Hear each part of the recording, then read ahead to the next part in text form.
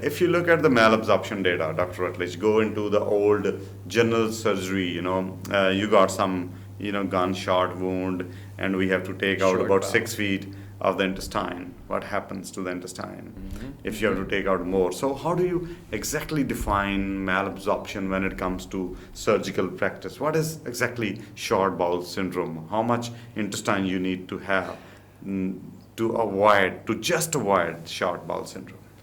Yeah, so this is going to take a little bit to talk about, so it'll take a few minutes, but many people have reported results of patients with Roux-en-Y, biliopancreatic diversion, MGB, and SADI, single anastomosis, duodenal.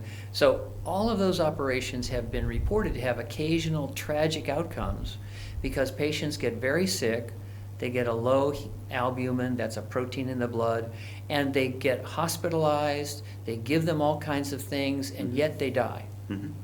And every article that you read, it's always very simple. It's just too much malabsorption, too much malabsorption, too much malabsorption.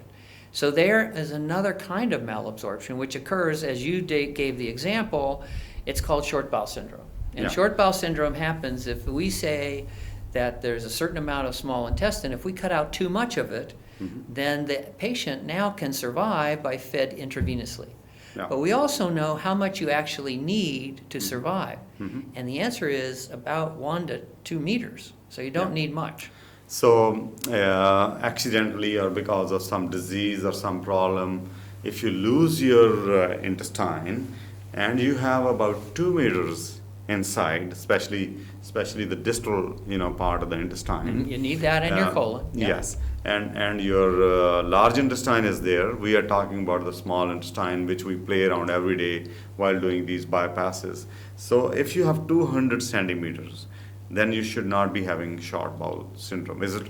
That's what we want to say. Majority Is of the cases, 100 to 200 centimeters. If you have the terminal ileum, that's the end of it, the small bowel, and the colon, those patients can learn with time to eat on their own. They will not suffer a progressive deterioration and death. And we never bypass that much in the MGB. And in general, what is the total length of the intestine on an average? What you have seen in your practice? 16 meters. 6 to 7 meters. Yeah. Okay. In MGB, you have looked into my data, you have your data, and other friends of ours who are doing this surgery in different parts of the world. What do we recommend? What is the maximum which we have gone? In my data, as you have seen, it's 300 or max 350 centimeters. Yeah, I would say that very rarely do we go beyond 2 meters. Yes. What we think is that 150 is a little short. That's what your data and my data has shown me in the past. Because when I started 25 years ago, I started with a shorter bypass, and I lengthened it until I got better weight loss. And so there is kind of a sweet spot, which is very low risk and very high effectiveness. So that, in my experience, is around 2 meters. Exactly. Same as but the flip side of that is some people are sicker. Yes. And some people are not as sick. And so what the beauty of the MGB is, if you're sicker, let's suppose you have arteriosclerotic disease, so you have had a stroke, and you face incipient stroke on the other side, or the carotid disease is severe, or coronary artery disease, or whatever, then we weigh the risks and benefits, and we talk with the patient, because we have the capability of tailoring this, and many surgeons do not agree with that. And my bias is, in a polite way, is we disagree. Yeah, it's like somebody is going blind and he has 3 arteries in the heart which are blocked, and there is arrhythmias. Heart is crying. The body, whole of the body is kind of in trouble. For those patients. Definitely. If don't we give can, them a sleeve. In other words, a sleeve has a place, I think, but a sleeve is weaker. It is not as powerful. And biliopancreatic bypass. How much we bypass? Your data just showed you.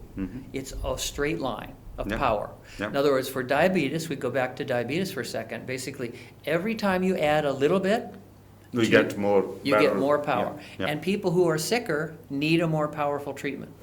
You want to protect yourself after MGB.